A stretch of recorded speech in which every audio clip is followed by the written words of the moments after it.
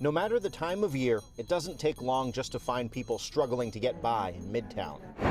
But especially in the wintertime, the subway system becomes a sanctuary for those with nowhere else to go. On the trains, they're laying on the benches, the seats, and do wild stuff, you know. Now Mayor Eric Adams and his team are making the case that progress is being made. He says since May, an average of 137 people each week are involuntarily taken from the streets and subways to the hospitals, although no numbers are being kept on how many simply check themselves out as soon as they are able. The mayor's office also reports that from the middle of last year to the middle of this year, about 1,000 people have been moved from safe haven beds and psychiatric beds to permanent housing. Plus, his team has focused on 100 hard-to-reach, chronically homeless New Yorkers, having found psychiatric beds or supportive shelters for 54 so far.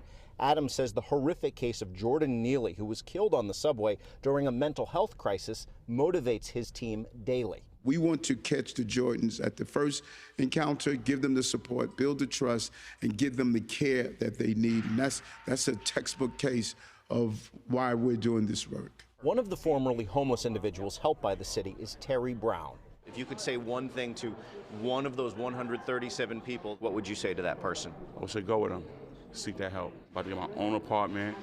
I'm on the road to life now.